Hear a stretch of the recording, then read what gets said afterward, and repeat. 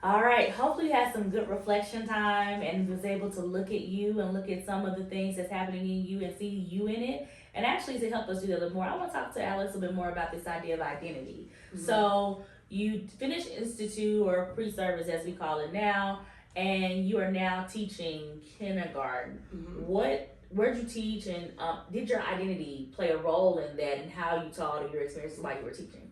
Yeah, for sure. So I ended up teaching kindergarten at Downtown Elementary. So it is downtown. It's on like Fourth and Court. That's actually the elementary school that my brother and my sister and my cousins went to. So I actually taught with a lot of their teachers. And so identity was a really, really big part of my core experience for me.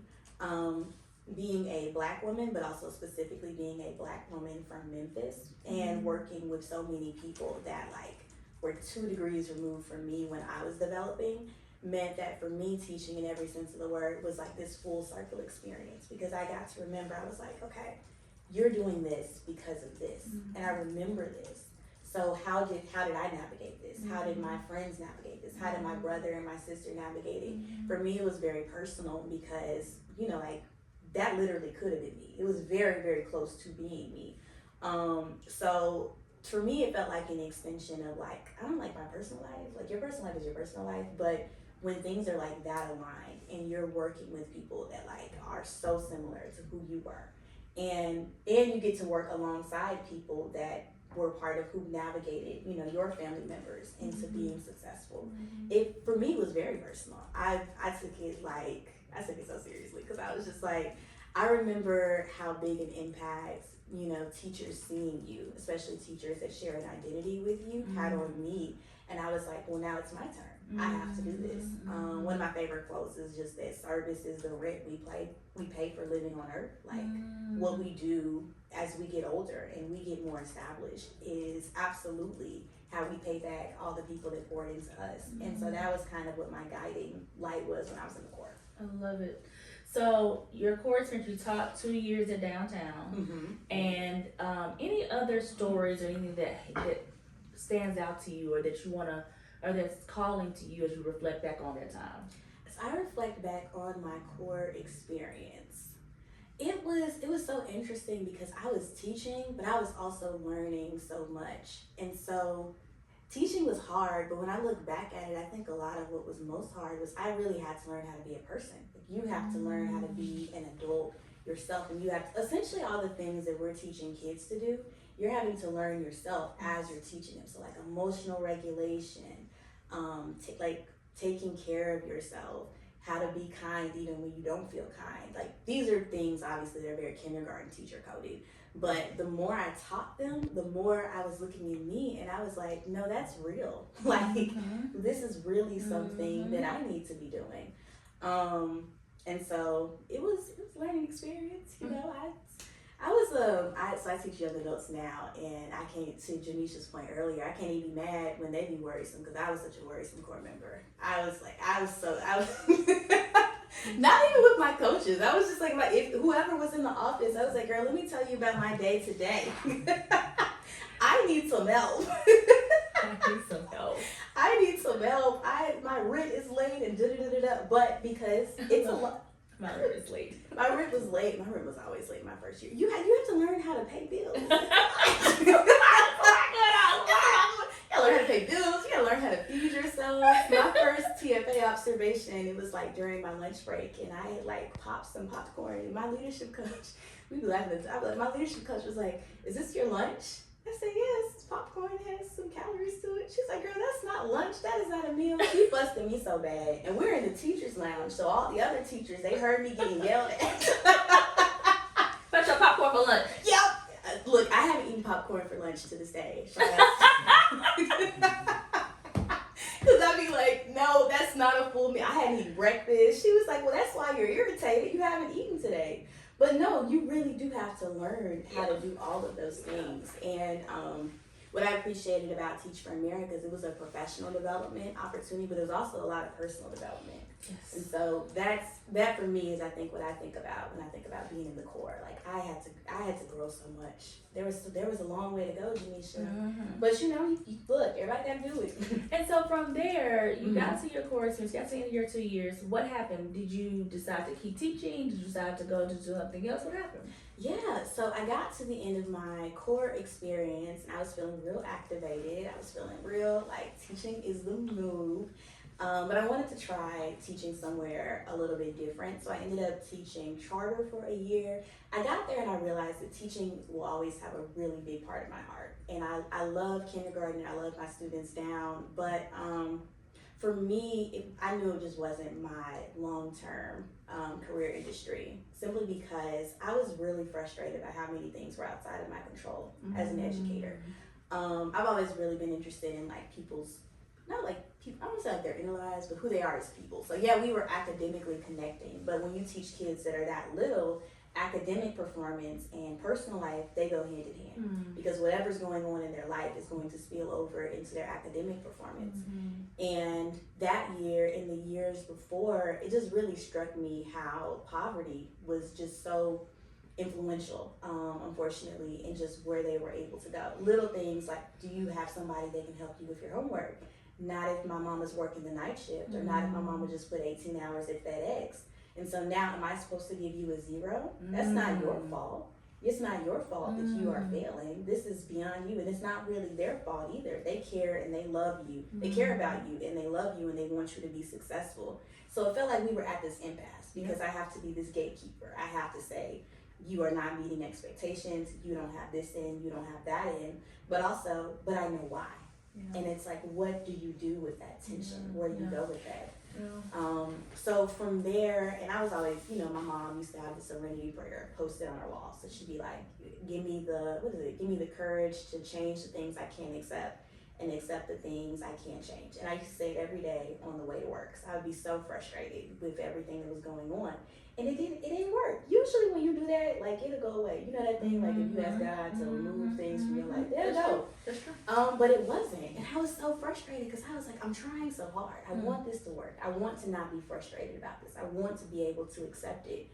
And then one day, kind of felt like something shifted in my heart. And I was like, well, if you cannot change this thing that you can't accept, that means the thing that has to change is you. It means you are not where you need to be. And that's like your body, your intuition, your spirit, if you're religious, like your discernment telling you that this is not what your purpose is. Right. And so from there, I ended up connecting with somebody I had worked a summer job with, and her job was hiring, and it was just working in poverty alleviation and economic mobility. And so I applied and I got in. So I have been working there since 2022. Wow. Okay. So you taught, so basically a third year, and then after that you were like, I gotta move on, and so then you moved to this organization. Yes. That's super amazing. So how is that, like, so is that the work that you think you should have been doing? Like, is that the work for you, and how is that the work for you? Yeah, so just to tell y'all where I work at a nonprofit called the Collective Blueprint. We work with young adults that are out of school and out of work, and help them build pathways to careers where they're able to make a living wage. So these are young adults that don't have college degrees, but we're still helping them navigate and find pathways where they're still able to support themselves, and they're still able to support for their families. So when I first started, I was an instructor, and I taught a lot of soft skills. So just little stuff like how to write a resume, how to email your boss when something's not going wrong, just things like that. And then from there, I moved into being the manager of young adult programs. So I run the admissions process for getting young adults in the door, and I also kind of manage all of our programs. Nice. And so when we think about the vision that I think we all who join TFA have, which is one day all children will have access to excellent education, does what you're currently doing now align to the vision that you have that honors that? Yeah, absolutely. I think of my work now and my work as a kindergarten teacher not as two separate things, but kind of as extensions of each other. Because when I worked with kindergartners, I was helping them, but I wasn't able to help their parents. But now I help their parents, and I know because I was a kindergarten teacher, when you help their parents, you're helping kids. Yes. Children cannot learn if they're hungry. Yeah. Children cannot learn if they're stressed. Yes. Children cannot learn if they're exhausted. Mm-hmm. These are things that I know because I know because I know because I've lived them. So whenever we have the opportunity to help a young adult make a new pathway and create a new life for themselves, it's not just them, it's their family. It's who they are supporting. And I know that helps whatever teachers they have, then that helps them too. So I think of them as like kind of being on the same page. 100% agree. And I think when we think about one day, sometimes the misconception is like one day for all children to have access to excellent education is I have to just teach. And I think that we need teachers, and like you just pointedly said, we need people to be in other sectors so that the people that are loving on our babies and supporting our babies are getting the love they need so that kids can grow. That's so important. I love that. I love that you saw that connection. And also, I would assume the skills you learned as a teacher are applicable to what you're doing now, even in program design and management. Absolutely. I tell people this all the time. I feel like everywhere is a kindergarten class. Like, and not in the bad way. Sometimes when I tell people that, they be like, "Are you calling me childish?" I mean, yeah, but no. Maybe. No, but kindergarten at its core is about, it's about ABCs, 1, 2, 3s, but it's about teaching people how to be people. And that means you have to do a lot of reflection and a lot of message refinement to figure out what is the best way to do it. It's like a riddle. How do I explain something to somebody that doesn't know what anything is? And when you learn how to do that, that applies to everything, because at its core, teaching is just very strong communication. And if you can learn how to communicate with the most difficult people, you can learn how to communicate with just about anybody. So I think it's that. It gave me just this approach of just being super foundational. So whenever I'm looking at a new skill or a new program, whenever we start a new program, we start with, okay, what's the end goal, right? Like being very objective driven, the teacher. What do we want people to be able to do? I want them to be able to do this. Then from there you say, okay, well, if you need to be able to do this, then what do we need to do? What skills do you need to practice to get here? And it's like project planning, but for me, that's what kindergarten teaching was. I would start with where do I want us to go, and then you work backwards from there. And also just the concept of making sure that you are affording people the dignity in what it is to learn something new. Learning is very sensitive. Learning is a very emotional thing. It is a lot of failure, and you have to be not failure in like you failing, but it doesn't always go right. And when I think about how people get to that goal, you have to make them believe in themselves, and like you can't do that if they feel bad about having to learn. Yes. And I think that that's something that came from kindergarten, because kindergarten is a shutdown.